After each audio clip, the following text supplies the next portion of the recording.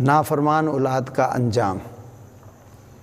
نافرمان اولاد کا انجام احادیث کی روشنی میں آج ہم اس حوالے سے سبق پڑھیں گے، کیونکہ اب تک ہم نے وہ احادیث ذکر کی جن میں والدین کا ادب احترام کرنے والی اولاد کے لیے دنیا اور آخرت میں خوشخبریاں اور بشارتوں کا ذکر کیا تھا۔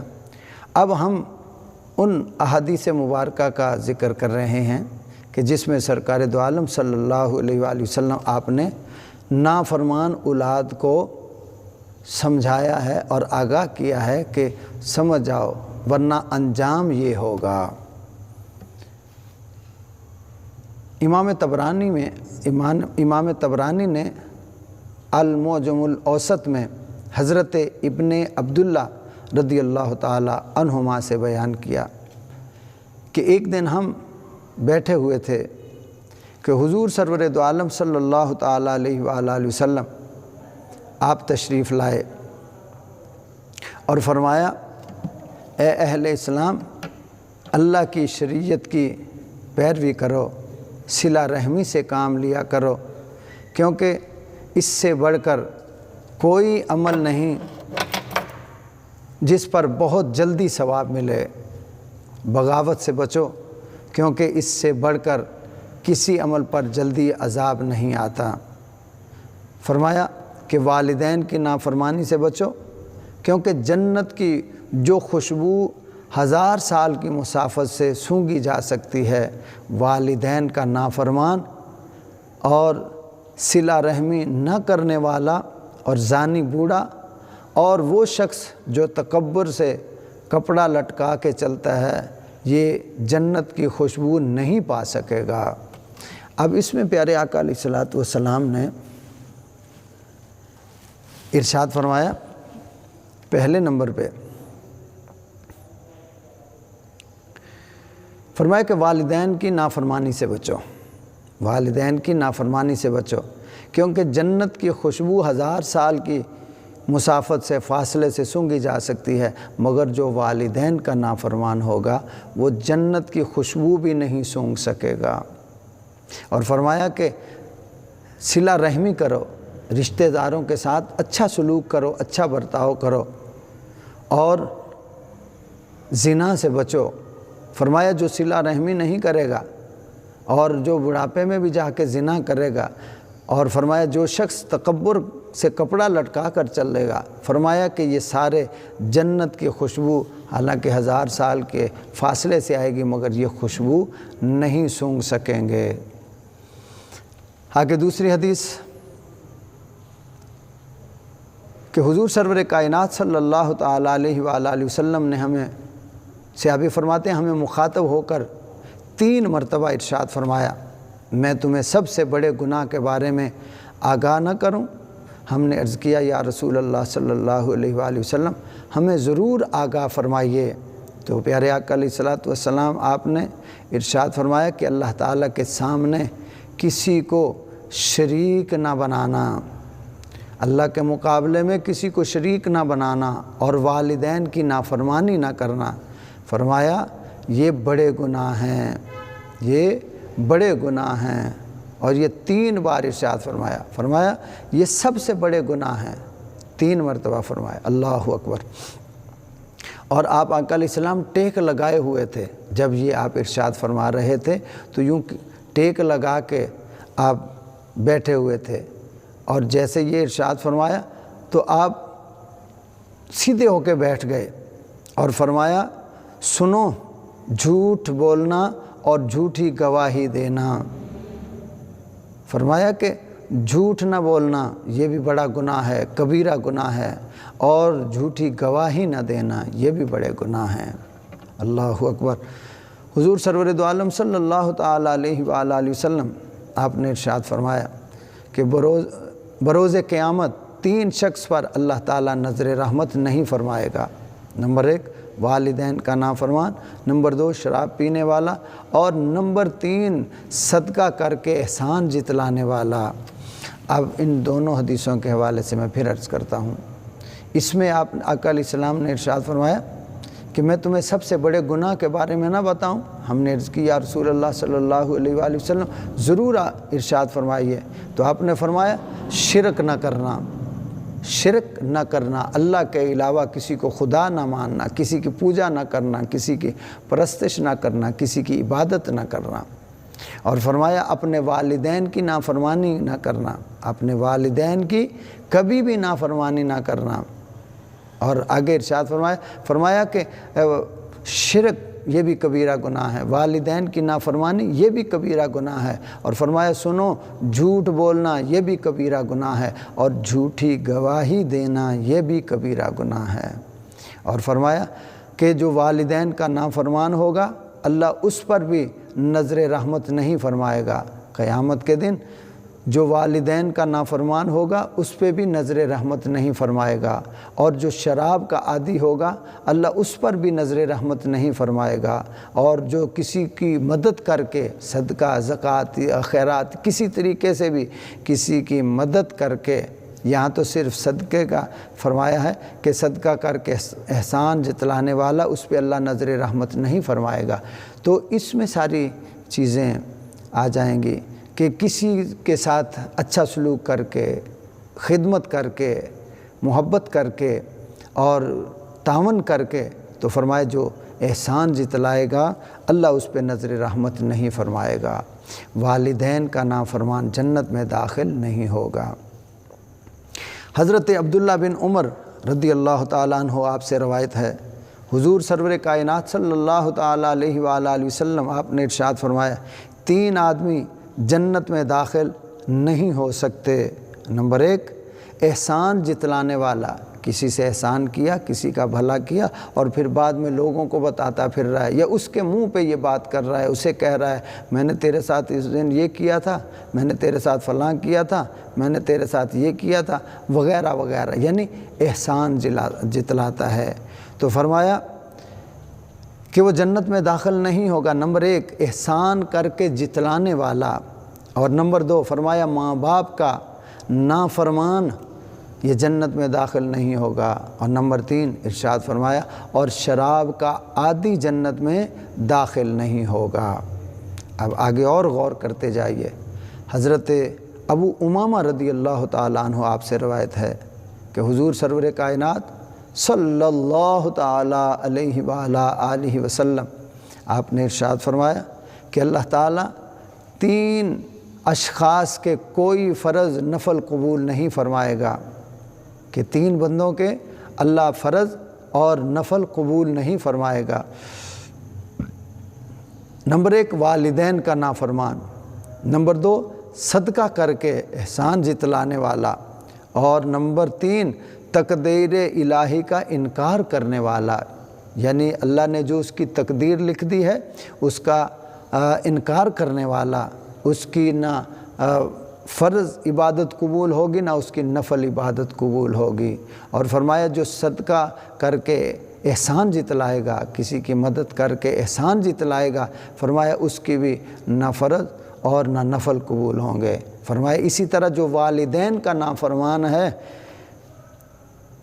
اس کی بھی عبادت فرض نفل قبول نہیں ہوں گے، چاہے وہ پیر ہو، چاہے وہ مولوی ہو، چاہے وہ عالم ہو، چاہے وہ ولی ہو، چاہے وہ کوئی بھی کسی بھی عہدے پہ ہو، جنرل ہو، کرنل ہو، وکیل ہو، جج ہو، افسر ہو، رئیس ہو، امیر ہو، وہ رانا ہو، جٹ ہو، بٹ ہو، ملک ہو، تیلی ہو، وہ پٹھان ہو، خان ہو، پنجابی ہو، بنگالی ہو، ہندوستانی ہو، پاکستانی، کوئی بھی الغرض، فرمایا کہ جو شخص اپنے والدین کا نافرمان ہوگا اس کی نہ نفل عبادت قبول ہے نہ فرض عبادت قبول ہے۔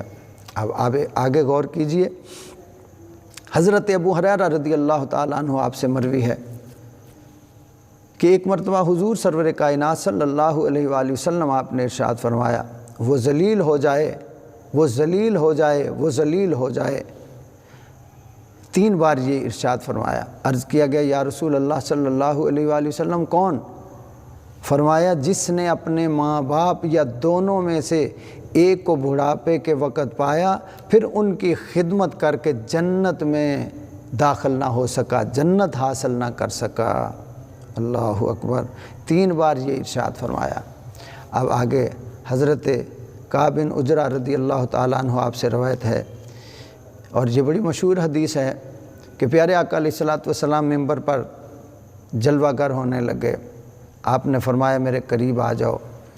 اب آقا علیہ السلام نے ممبر کی پہلی سیڑھی پہ قدم رکھا، فرمایا آمین، دوسری سیڑھی پہ قدم رکھا، فرمایا آمین، تیسری سیڑھی پہ قدم رکھا، فرمایا آمین۔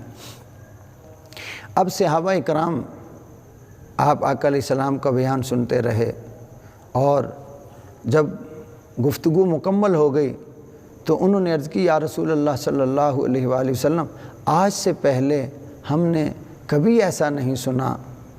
تو آپ آقا علیہ السلام نے فرمایا اس وقت جبرائیل امین علیہ الصلوۃ والسلام میرے پاس آئے تھے، انہوں نے یہ دعا کی، یعنی یہ بد دعا کی، یہاں لکھا ہے دعا مگر وہ ہے کیا؟ وہ بد دعا، کہ وہ شخص ہلاک ہو جائے جس نے رمضان کا مہینہ پایا پھر بھی اپنی مغفرت کروا کے وہ جنت میں داخل نہ ہو سکا، اپنی بخشش نہ کروا سکا۔ تو میں نے کہا آمین، یا اللہ یہ دعا قبول فرما۔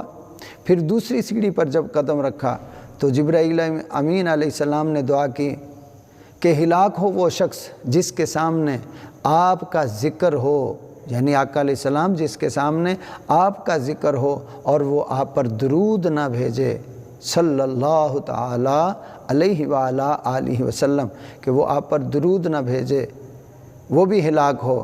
تو میں نے کہا آمین، ایسا ہی ہو۔ جب میں نے تیسری سیڑھی پر قدم رکھا تو جبرائیل امین علیہ السلام نے یہ دعا کی کہ وہ شخص ہلاک ہو جائے جو والدین یا ان میں سے ایک کو بڑھاپے میں پائے اور وہ ان کی خدمت کر کے جنت حاصل نہ کرے۔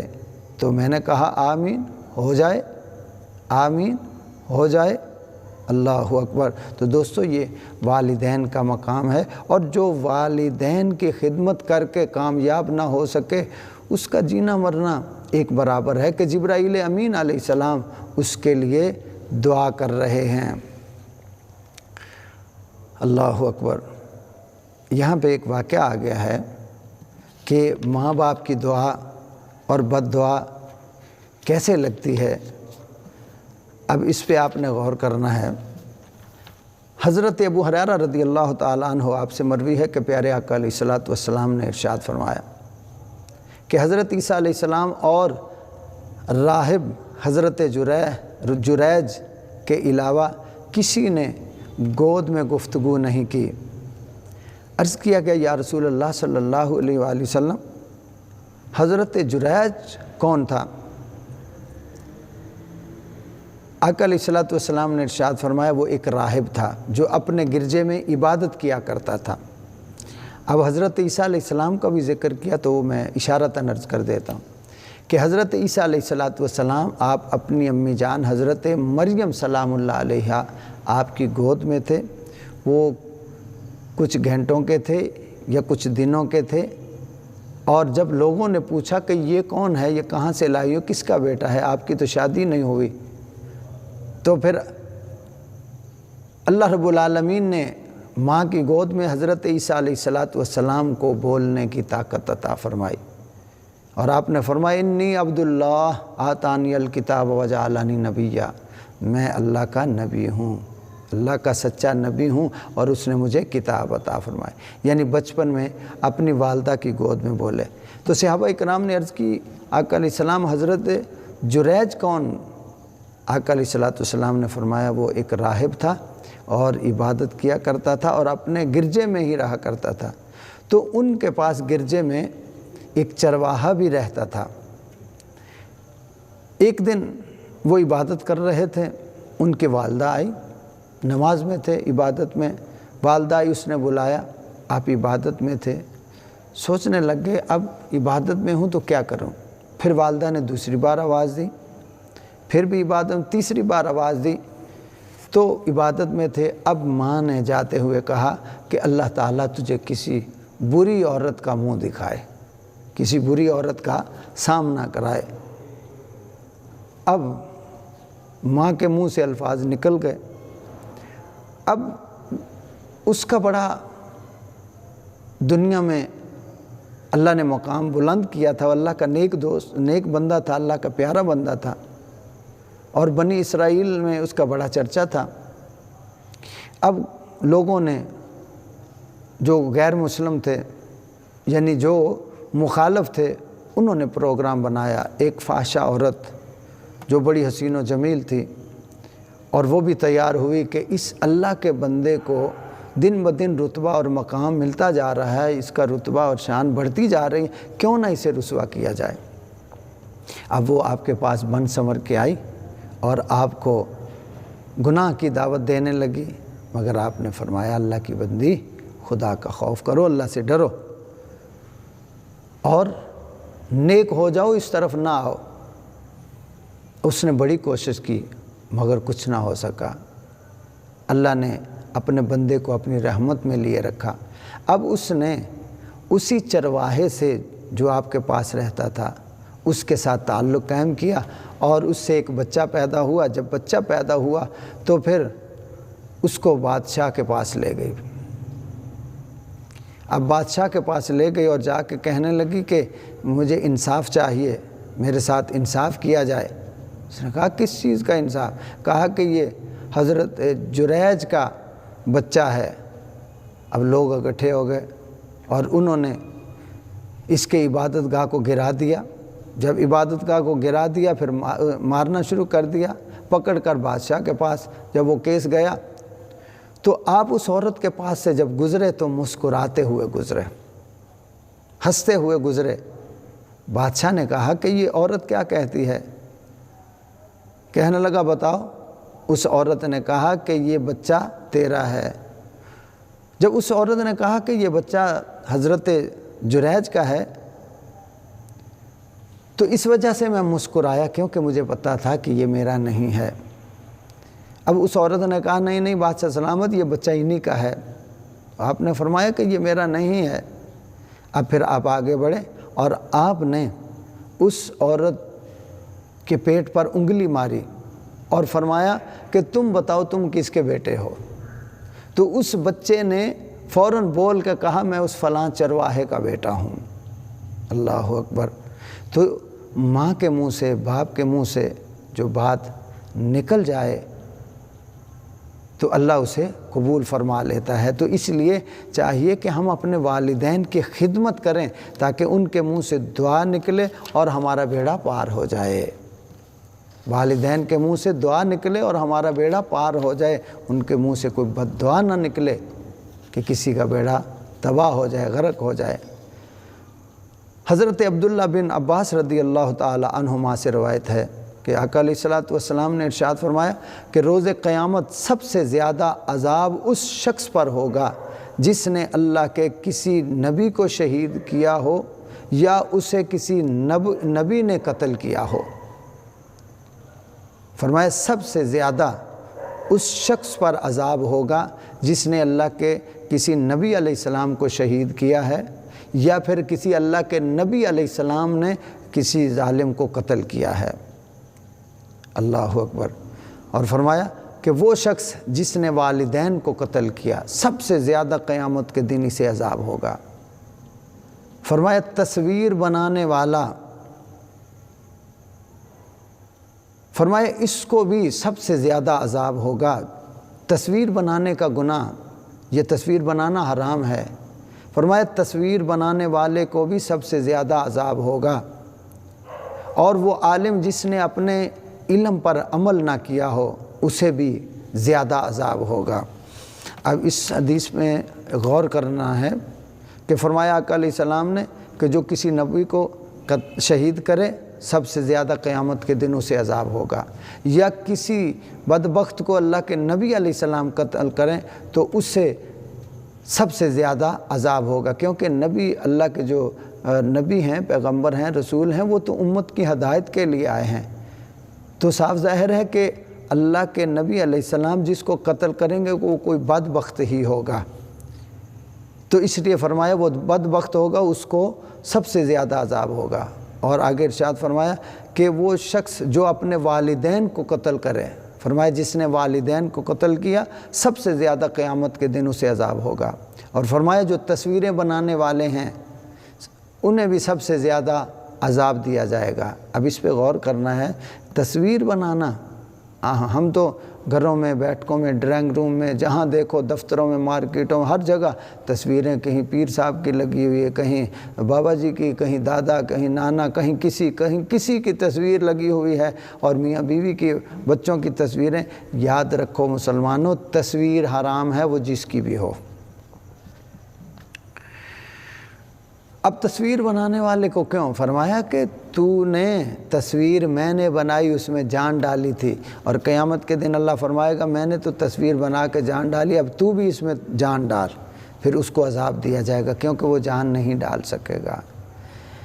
آگے ارشاد فرمایا وہ عالم جس نے اپنے علم پر عمل نہ کیا ہو، یعنی وہ عالم جس نے علم پڑھا اور لوگوں کو بتاتا رہا مگر وہ خود اس پہ عمل نہیں کرتا تھا۔ اب میں گفتگو کو مختصر کرتا ہوں کہ رسالت مآب صلی اللہ تعالیٰ علیہ وآلہ وسلم آپ نے ارشاد فرمایا جو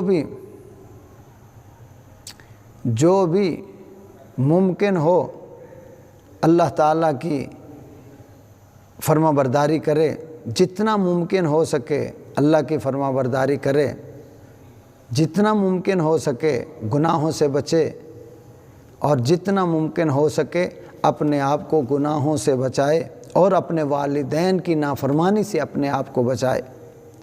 رسالت مآب صلی اللہ علیہ وآلہ وسلم نے یہ بھی واضح فرما دیا کہ ممکن ہے کہ اللہ تعالیٰ باقی گناہوں کی سزا معاف کر دے، مگر والدین کی نافرمانی کی سزا دنیا میں موت سے پہلے ہی دے دی جاتی ہے۔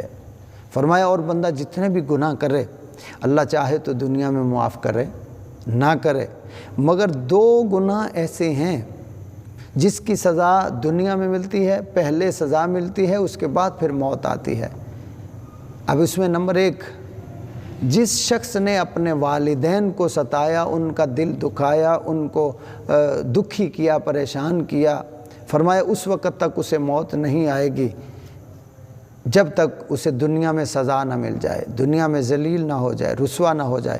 اور دوسرا گناہ مسلمانوں یاد رکھیے گا، جس شخص نے کسی نبی کی توہین کی، اور اس کے ساتھ ساتھ خصوصاً بالخصوص جس نے پیارے آقا علیہ السلام کی بے ادبی یا گستاخی توہین کی، اس کو تو جو والدین کا بے ادب گستاخ نافرمان ہے، اس کو اللہ ایک موقع دیتا ہے، اگر یہ توبہ کر لے اللہ اس کے گناہ معاف فرما دیتا ہے، اس کو توبہ کا موقع نصیب ہو جاتا ہے۔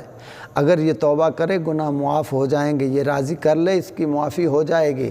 مگر جو آقا علیہ السلام کا نافرمان ہے، فرمایا اس کو ہم توبہ کی توفیق بھی نہیں دیں گے، اسے اتنی عقل اور شعور بھی نہیں دیں گے کہ وہ سوچ سکے، وہ اس پہ غور و فکر کر سکے۔ فرمایا ہم اس سے شعور ہی چھین لیں گے، اس کو توبہ کی توفیق بھی نہیں دیں گے۔ تو فرمایا جو ماں باپ کو ستائے گا اس کو اس وقت تک موت نہیں آئے گی جب تک وہ دنیا میں رسوا نہ ہو جائے۔ اور دوسرا کہ جو آقا علیہ السلام کی بے ادبی توہین کرے گا اس کو دنیا میں بھی ذلت، قبر میں بھی ذلت، اور آخرت میں بھی، حشر میں بھی ذلت، اس کے علاوہ اس کو کچھ بھی نہیں ملے گا، ذلت رسوائی کے علاوہ۔ اور بڑے بڑے آپ نے دیکھے ہوں گے جنہوں نے نبی کریم صلی اللہ علیہ وسلم کی ختم نبوت پر ڈاکہ مارا اور دنیا میں ذلیل ہو رہے ہیں۔ اللہ اکبر۔ حضرت ابوبکر رضی اللہ تعالیٰ عنہ سے منقول ہے کہ رسالت مآب صلی اللہ تعالیٰ علیہ وآلہ وسلم آپ نے ارشاد فرمایا کہ تمام گناہ ایسے ہیں جن میں سے اللہ تعالیٰ جسے چاہے معاف فرما دے، لیکن ماں باپ کو ستانے کا گناہ ایسا گناہ ہے کہ اس کے کرنے والے کو اللہ تعالیٰ موت سے پہلے دنیا میں ہی سزا دے دیتا ہے، کہ جس نے والدین کو ستایا اسے دنیا میں ہی سزا مل جاتی ہے۔ اب آگے یہ حدیثیں آپ غور سے سنیے گا۔ والدین کو گالی دینا کبیرہ گناہ ہے۔ بخاری و مسلم میں ہے کہ حضور سرور کائنات صلی اللہ تعالیٰ علیہ وآلہ وسلم نے ارشاد فرمایا اپنے والدین کو گالی دینا کبیرہ گناہ ہے۔ صحابہ اکرام رضوان اللہ تعالیٰ علیہم اجمعین نے عرض کیا یا رسول اللہ صلی اللہ علیہ وآلہ وسلم، کوئی شخص اپنے والدین کو کیسے گالی دے سکتا ہے؟ فرمایا ہاں، وہ کیسے گالی دے سکتا ہے کہ وہ کسی کے والد کو گالی دے گا وہ اس کے والد کو گالی دے گا، فرمایا وہ کسی کی والدہ کو گالی دے گا وہ بدلے میں اس کی والدہ کو گالی دے گا، فرمایا جو جس کے ساتھ جیسا سلوک کرے گا اس کے ساتھ ویسا ہی سلوک ہوگا، کہ اگر وہ کسی کے والدین کو گالی دے گا تو اس کو بھی والدین کی ہی گالی ملے گی، اور یہی ہے والدین کو گالی دلوانا، کہ اپنے والدین کو گالی دینا، کہ کسی کے باپ کو گالی دیں گے تو وہ ہمارے باپ کو گالی دے گا، ہم کسی کی ماں کو گالی دیں گے تو وہ ہماری ماں کو گالی دے گا۔ تو دوستو یہ آج ہم نے سبق پڑھا کہ جو والدین کا نافرمان ہے اس کے ساتھ کیا ہوگا، یعنی وہ جیسا کرے گا پھر اس کو اپنا انجام بھگتنا پڑے گا۔ دعا ہے اللہ کی بارگاہ میں کہ اللہ تعالیٰ ہم سب کو اپنے والدین کا ادب، خدمت اور ان کے ساتھ اچھا سلوک، اچھا برتاؤ کرنے کی اللہ توفیق عطا فرمائے، اور اللہ تعالیٰ ہم سب کی اولادوں کو بھی ہمیں بھی نیک اور فرما بردار بنائے، اور جو کچھ پڑھا سنا اس پہ عمل کی توفیق عطا فرمائے۔ آمین۔ وآخر دعوانا ان الحمد للہ رب العالمین۔